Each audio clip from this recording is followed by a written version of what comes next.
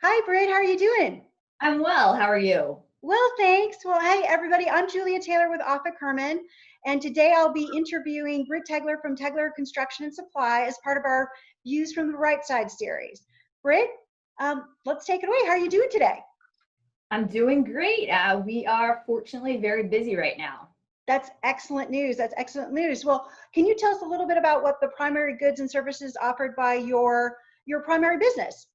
Sure. So we are a construction materials supplier, and we serve all commercial projects. We're heavily focused on the infrastructure side um, of things. We don't do any residential work. So our core competencies are lumber, underground pipe, and some other affiliated supplies. Although we have a ton of different manufacturer relationships. So really, if our customer has a need, we find a way to fulfill that on the supply side. Okay. Well, I think that dovetails nicely into my next question, which is, what new initiative did you launch in response to COVID-19?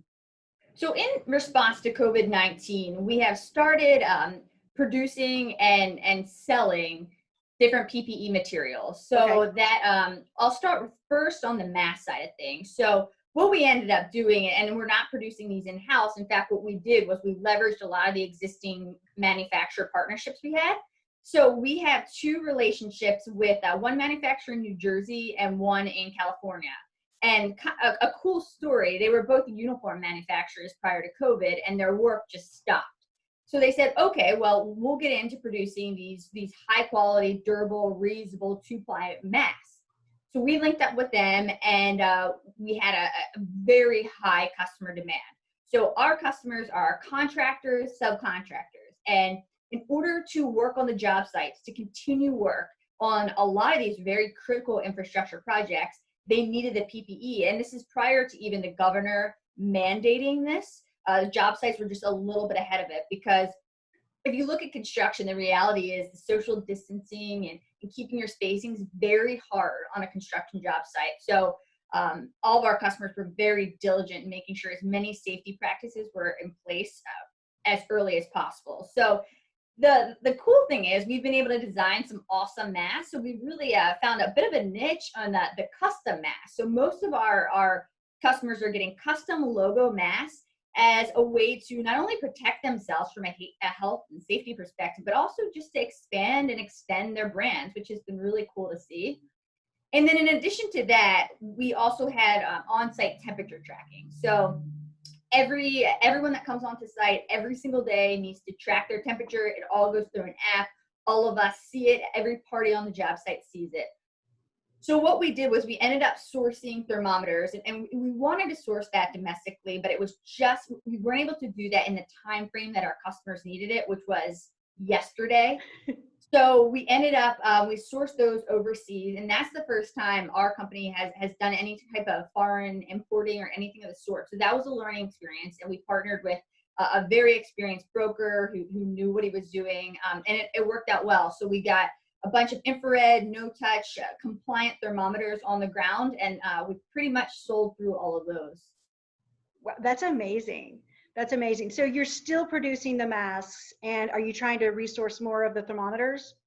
We're going to play it by ear on the thermometers. We still have some left. The great news is the demand's dwindling a little bit, which means most of our customers I think are they have what they need, and maybe there's just we're starting to get everything in line, which is good for us, because most of the time from a sales perspective, you're looking at volume and profit and margins, and that wasn't at all what we were looking at on this. So it was a little bit of a different definition of success.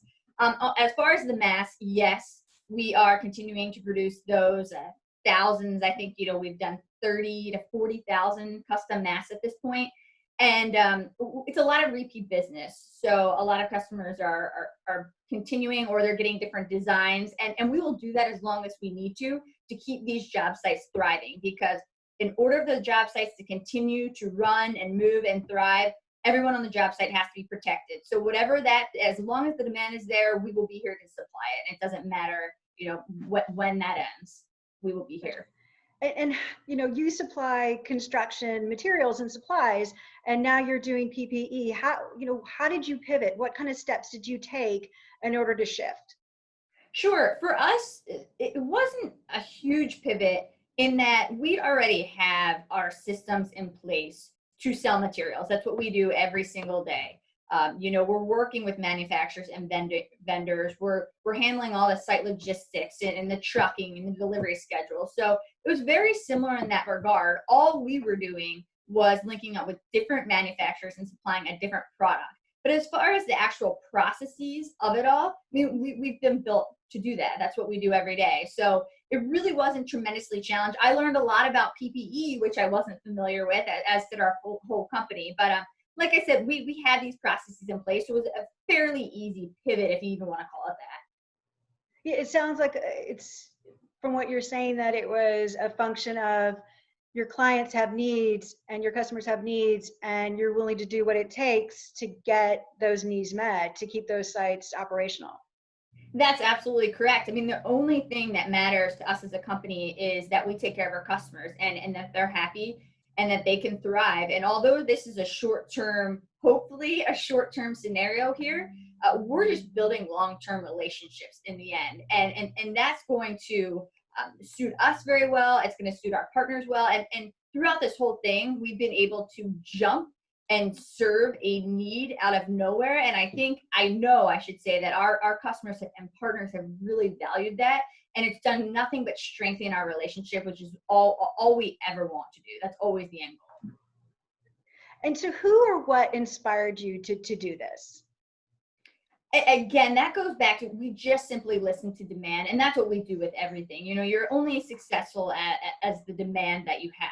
So supply and matching your supply with your demand. So we just listened, and our customers know that we had the resources and the connections to be able to provide them with what they needed. And time is so critical on this. So that was the other thing. The first question always is, what's your lead time? Like, how quickly can you do this? So we had to make sure, with a lot of our trusted vendors, we have net 30 or net 60 terms. It was not like this with PPE. This was new for us, so it's very capital intensive, and we were paying for all this inventory up front. So we had to make sure that we were leaning in on our banking partners and everyone else to be able to do this effectively and be able to have inventory on the ground. Because customers, if you say to them, "Oh, we'll get you a mask in 20 days or a thermometer in a month," that's effectively useless. So making sure that we had everything on the ground and could get it to them when they needed it right away was critical.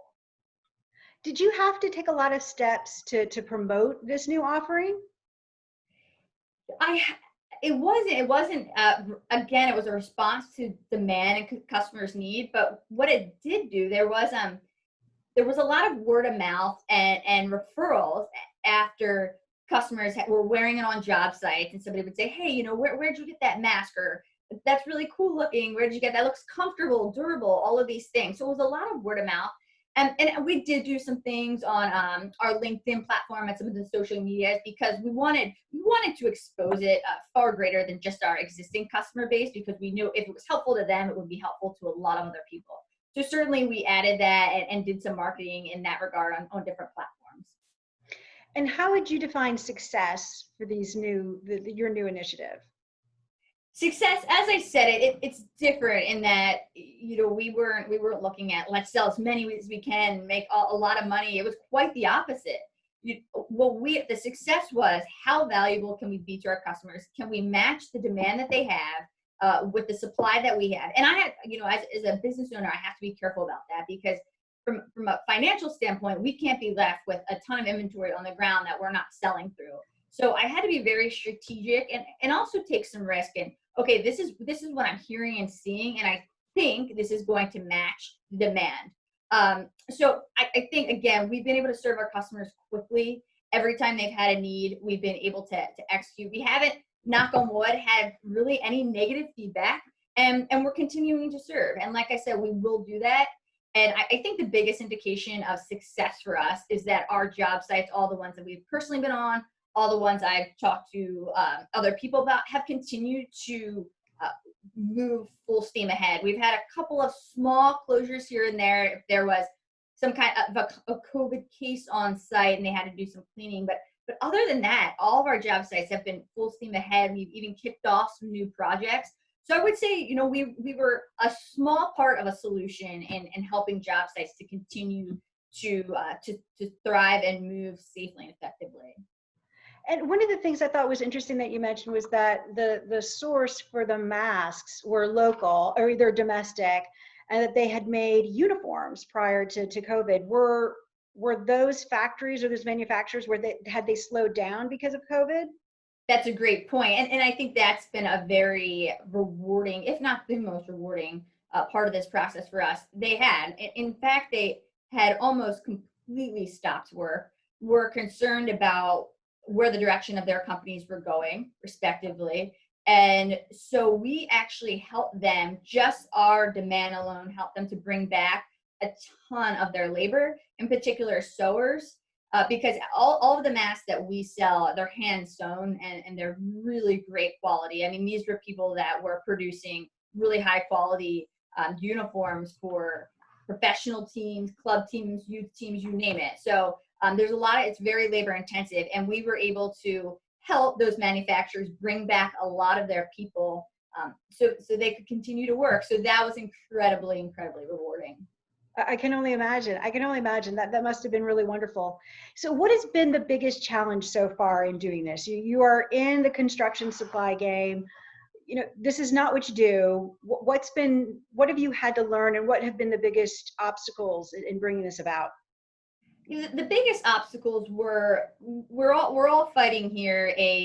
Everybody's trying to get their hands at the same time on the same materials, and everyone needs them at the same time to be able to continue work. So we really had to be proactive in getting ahead of the curve and making sure that, like I said, we had inventory on the ground, and that was, we had to see what was happening before it happened, and take risks and spend that capital up front. But before we even really knew what was going to happen, I mean, this whole thing has been so unpredictable. So we were taking a lot of risks and doing a lot of guessing, all strategic, of course.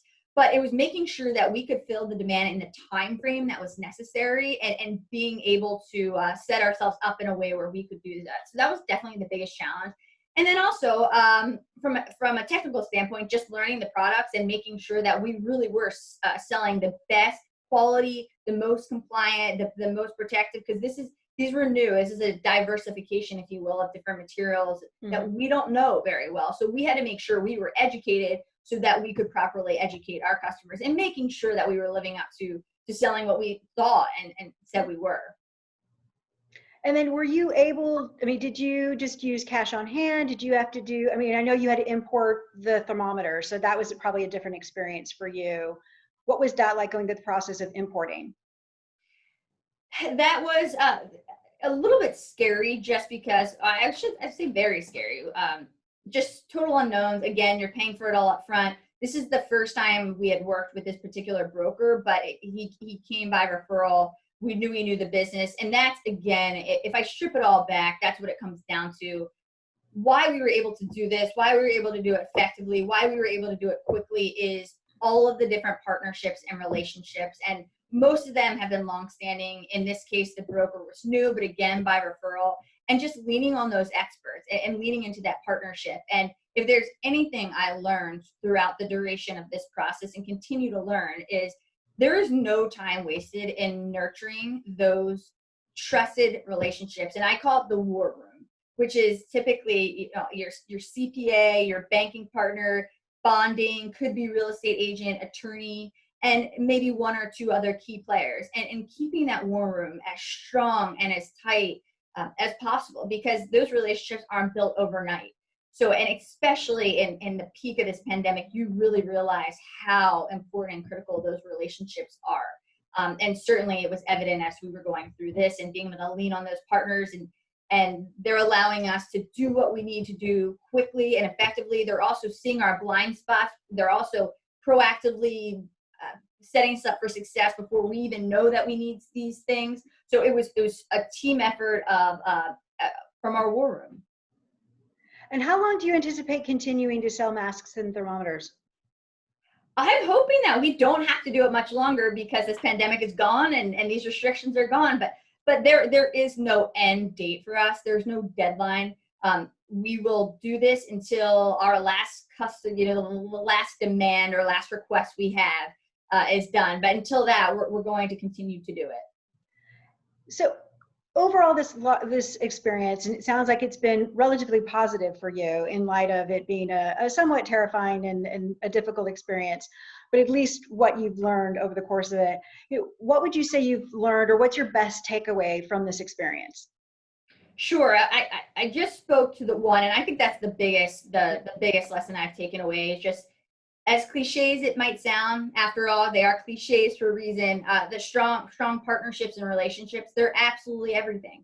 They really are. And we've, again, spent years cultivating those relationships, and it's taken us years to get that strong team in place and get it right. And it's taken a lot of trial and error and testing. But I know now that we're there and we have that team in place, and that will always be the most critical aspect of running a business effectively and successfully, so that we can be as valuable as possible to our customers.